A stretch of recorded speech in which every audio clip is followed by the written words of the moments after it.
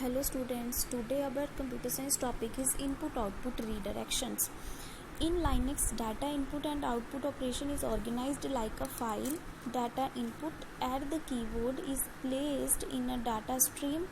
Data output from a command or program is also placed in a data stream. This input data stream is called standard input and the output data stream is called the standard output.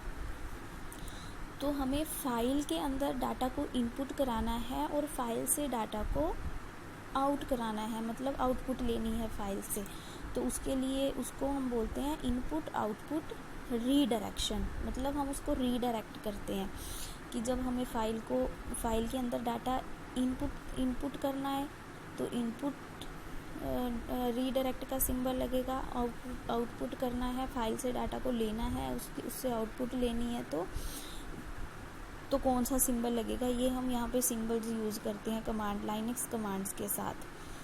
तो इनको हम बोलते हैं redirection symbol. तो types of redirection symbol, first वाला है greater than का sign, इसको हम इंसर्शन ऑपरेटर भी बोलते हैं। इसका सिंटेक्स है लाइनक्स कमांड, फिर इंसर्शन ऑपरेटर का सिंबल, जैसे कि ग्रेटर देन का साइन होता है वैसे फाइल नेम। तो ये क्या करेगा हमारा, this symbol send the output of the given Linux command. जो ये लाइनक्स कमांड यहाँ पे लगाई है, इसकी जो आउटपुट आएगी उसको क्या करेगा, to the mentioned file name.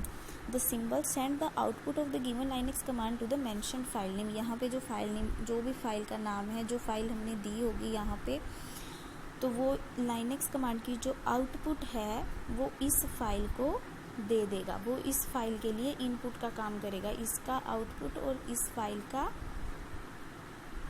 Input. तो बोलता है if the file already exist, जो हमने ये फाइल नेम दिया है, अगर ये फाइल पहले से ही बनी हुई है, मतलब सेव की हुई है, हमने पहले से बनाई हुई है, इसमें कोई और डाटा डाला हुआ है, तो क्या करेगा, तो ये जो सिंबल है ये क्या करेगा, it will be overwrite, and if the file does not exist, a new file with the mentioned name is created। तो अगर तो फाइल एग्जिस्ट कर रही है पहले से ही, तो जो इस लाइनक्स कमांड की आउटपुट है वो इस फाइल के अंदर जो डाटा है उसको ओवरराइट कर देगी।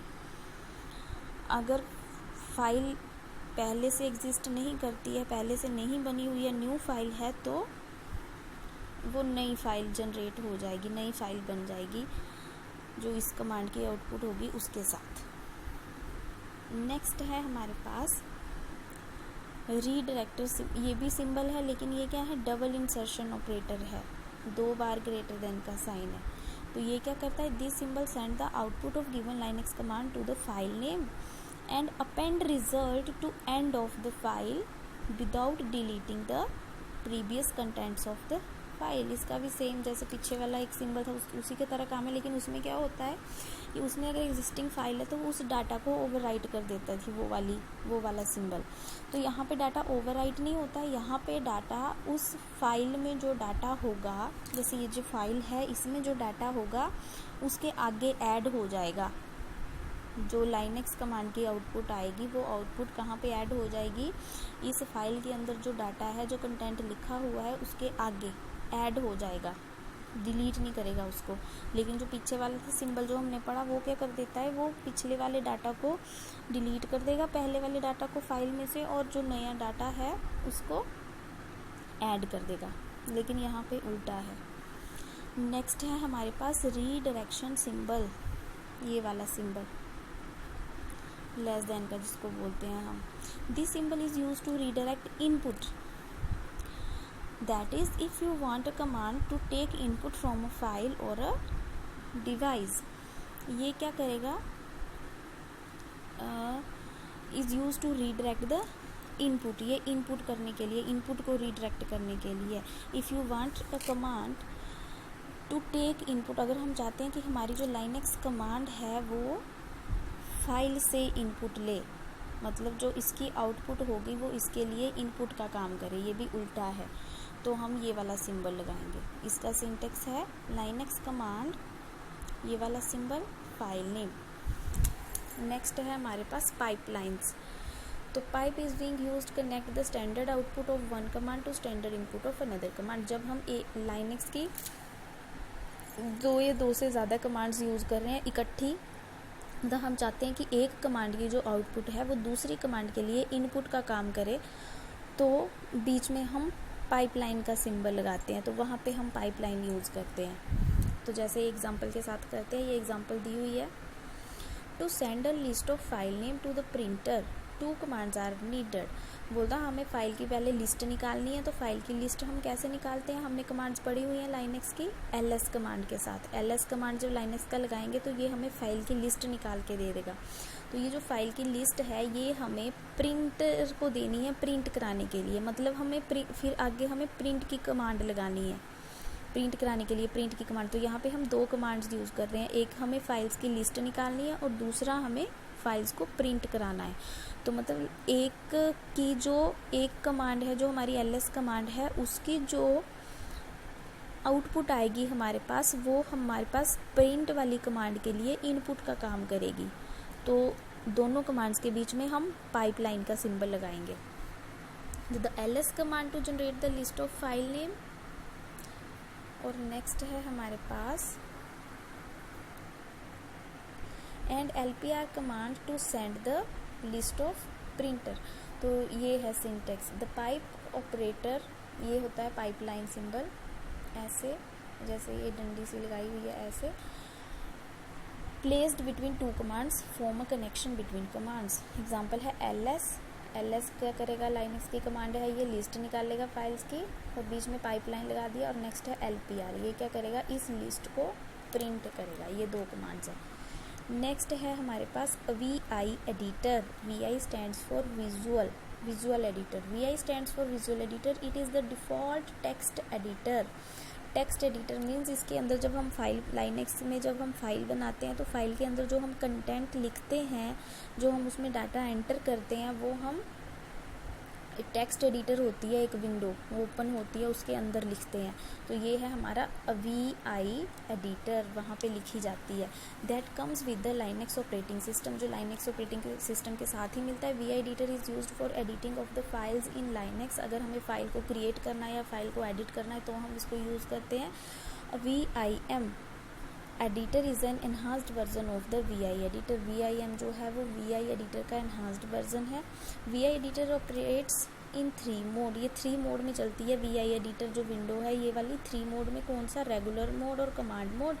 ये नॉर्मल मोड है जब हम कोई फाइल क्रिएट करते हैं और हम वहाँ पे कंटेंट एंटर करते हैं, डाटा एंटर करते हैं, तो तब हम रेगुलर मोड में होते हैं। vi एडिटर का वो रेगुलर मोड होता है। This is the mode in which you enter whenever you open a file. This mode allows typing, ये टाइपिंग है, लो typing command. In this mode you can move cursor around with the arrow keys. तो हम यहाँ पे cursor के साथ भी काम कर सकते हैं, कर्सर को एरो कीज़ के साथ आगे पीछे ऊपर नीचे कर सकते हैं रेगुलर मोड में। इसको नॉर्मल मोड भी बोलते हैं या कमांड मोड भी बोलते हैं। नेक्स्ट है हमारे पास insertion mode. This mode makes it possible to insert characters inside a document. Insertion mode में हम क्या करेंगे, कुछ इंसर्ट करना है, कोई कैरेक्टर लिखना है हमें, special character, special symbol add करने हैं, तो वो हमारे पास होता है insertion mode. To switch to insertion mode just press the key insert. हमें इंसर्शन मोड में जाना है तो हम कीबोर्ड से इंसर्ट की प्रेस करेंगे या हम कीबोर्ड से आई सिंबल प्रेस करेंगे, तो हम इंसर्शन मोड में चले जाएंगे। वहाँ पे हम कैरेक्टर्स इंसर्ट कर सकते हैं अपने फाइल के अंदर। नेक्स्ट मोड है हमारे पास replacement mode. This mode allows you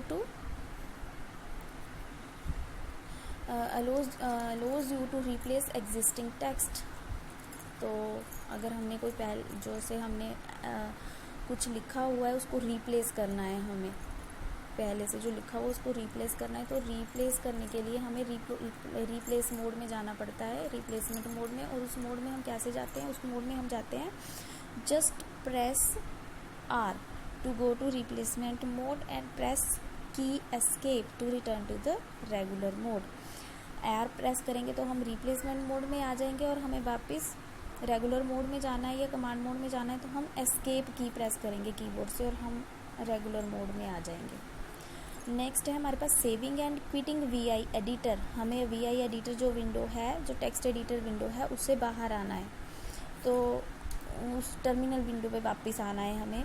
तो हम कैसे आएंगे? To save and exit from VI editor first you have to be in command mode. आपको पहले कमांड मोड में जाना पड़ेगा, मतलब रेगुलर मोड पे। तो रेगुलर मोड पे आप कैसे जाओगे?